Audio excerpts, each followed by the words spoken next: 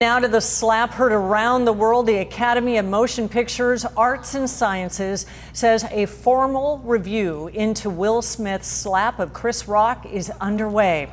And in the last hour, Will Smith apologized for slapping Chris Rock on the Oscars stage, calling his actions out of line and wrong.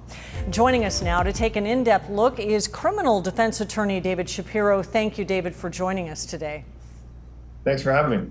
And today, the Academy condemned the actions of Will Smith and is exploring further action and consequences in accordance, they say, with standards of conduct and California law. So if Chris Rock had agreed to go forward pressing charges, which he has not, what is the legal standard on this charging-wise?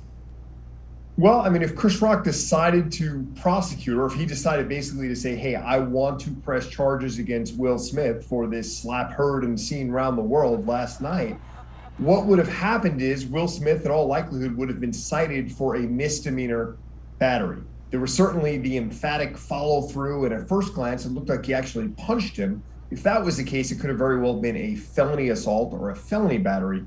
But with an open hand slap, we're looking at a misdemeanor battery at worst, should Chris Rock wish to proceed with the case being obviously written up and sent over to LAPD. Is there a period of time in which Chris needs to figure this out? Well, I mean, he certainly, from a statute of limitations standpoint, they would have 1 year from Sunday evening to move forward. I think the fact that, here we are 24 hours later without any real action from a criminal investigation standpoint, it's probably not going to go very far, despite it being on camera, despite it being recorded and seen by millions of people worldwide. And in the courtroom, what does Will Smith's apology do for this? Well, I mean, listen, a lot of times as a criminal defense attorney, there's a time and a place for an apology, right? But a lot of times in the cases that we handle, we may have a surveillance video, we may have a body-worn camera of the alleged crime, but we certainly don't have it happening, in front of millions and millions of people internationally at the Oscars or at the Academy Awards, right? So, I mean, an apology at this point, what's done is done. Everyone's seen it.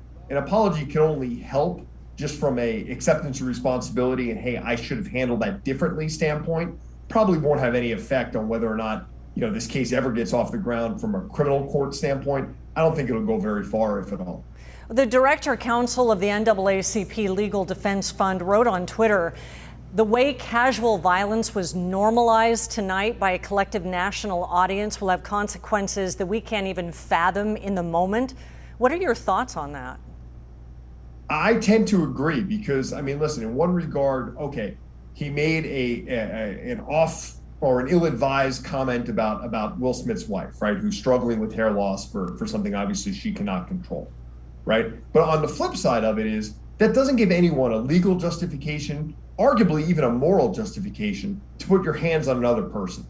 So that's the concern, is that the fact that if anyone else did this other than a fellow celebrity or an actor of Will Smith's caliber, in all likelihood, they would have been ejected from the theater immediately. And in all likelihood, they would have been prosecuted, to what we hear is to the fullest extent of the law, which would only mean up to 180 days in jail if it's a misdemeanor battery.